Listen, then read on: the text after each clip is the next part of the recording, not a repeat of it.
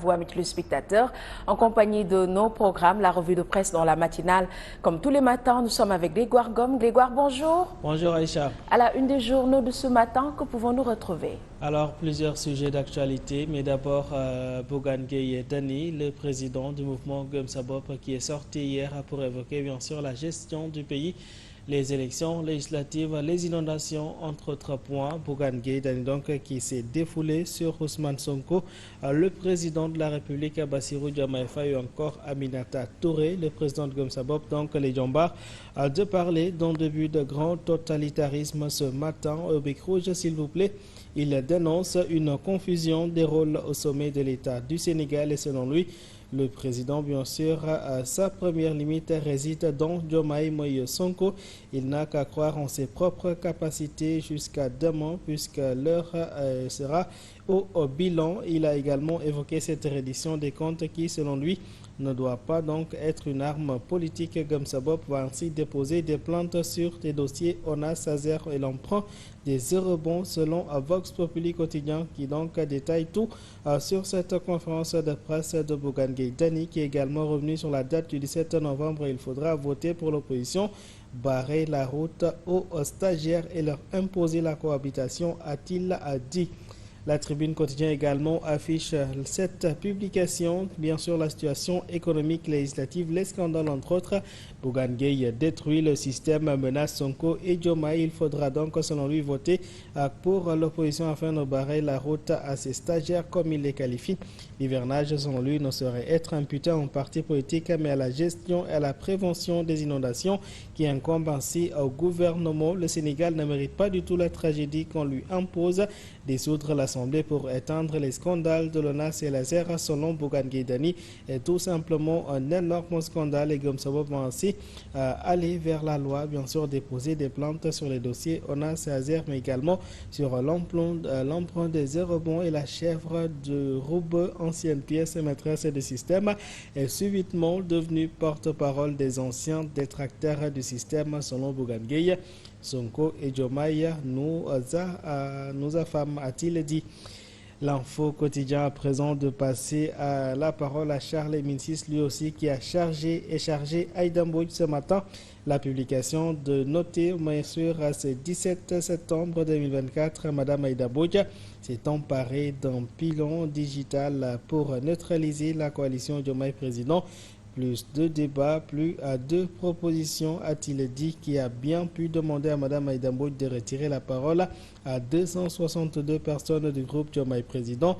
Qui en sont les commanditaires, s'interrogeait-il. On n'aura jamais peut-être la réponse. En tout cas, cet acte décrète vraisemblablement la fin de la coalition Diomaye Président qui agonisait depuis le lendemain de l'élection présidentielle victorieuse. Et grâce aux échanges digitaux, la coalition Diomaye Président continuer à survivre jusqu'à ce fatal 17 septembre 2024. Que restera-t-il de cette coalition victorieuse? S'agite la coalition Diomaye Président. Charles-Émile Cissé, bien sûr, sans détour et sans répit, bien sûr, face à Aïda Mbodj. Direction Touba où le khalife général des Mourides a sorti le grand jour Serigne Mountakha Bassirou Mbacké, bien sûr face aux populations qui sont dans le désarroi à cause des inondations. Il a bien sûr sorti son plan Orsec, vous le voici ce matin, une première enveloppe de 200 millions de francs CFA pour gérer les urgences et un appel à contribution lancé ainsi à l'endroit des propriétaires des maisons non occupées d'après Réumi à quotidien. Même son de cloche à la face du quotidien, les conséquences de ces inondations sont là et font toujours parler. Le khalife appelle au secours à martèle la publication. C'est un troisième décès qui a été enregistré hier d'après nos confrères du groupe Avenir Communication. Serigne Mountakha Mbacké a sorti l'enveloppe donc de 200 millions et Bass Abdou Khadre donc de dire au ministre de l'assainissement que c'est le moment ou jamais d'engager les travaux. Enquête quotidien nous mène ce matin à parler de politique et des élections législatives anticipées du 17 novembre 2024. Les choses s'accélèrent selon le journal. Les nouvelles directives du ministère de l'Intérieur et de la Sécurité publique également dans les colonnes de nos confrères. On évoque également les dispositions du code électoral relatives au parrainage qui ne seront pas du tout appliquées.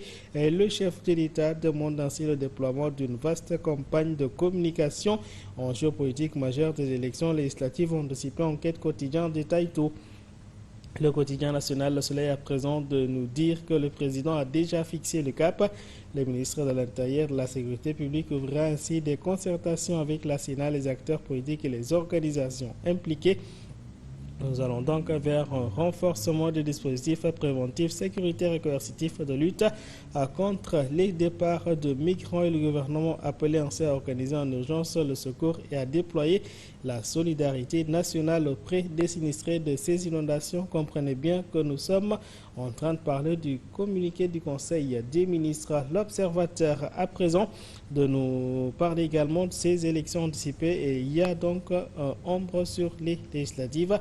Il y a donc également l'avis dans le contentieux préélectoral, le non-respect des délais et les inquiétudes de ces acteurs révélés aujourd'hui par le journal du groupe Futur Média, attelle sur le pied de guerre vers la saisine de la Cour suprême pour l'annulation du décret du président de la République. Il y a également chronologie des opérations électorales en attendant l'opposition prise au piège du temps, d'après l'Observateur quotidien. Libération à présent de revenir ce matin sur l'affaire Didier Badji et Fulbert Sambou, où des nervis de l'ancien régime ont été cités. Jérôme Bondiaki, ce matin, à la face de la publication, arrêté. Libération révèle les dessous d'une arrestation puisqu'il a été cueilli à son domicile et placé en garde à vue pour nécessité de l'enquête. Membre de la sécurité de l'Alliance pour la République, il a été arrêté par la brigade d'intervention polyvalente et il n'y a eu aucune résistance lors de son arrestation, précise tout de même Libération quotidien. Dans l'actualité sportive, le duel entre les deux Lamine est là, bien sûr la Ligue des Champions qui revient ce soir à fin de cette première journée. Ce jeudi, le Stade Louis II qui sera le théâtre bien sûr de ce choc entre le FC Barcelone qui se déplace bien sûr en France pour défier le Football Club de Monaco, la SM de Lamine Camara. Lamine Yamal et ses partenaires donc tenteront d'entrer en lice en entrant en bonne matière bien sûr avec 3 points une première journée. Bien sûr, il affiche à qui fait parler en duel de Lamine à lui 2.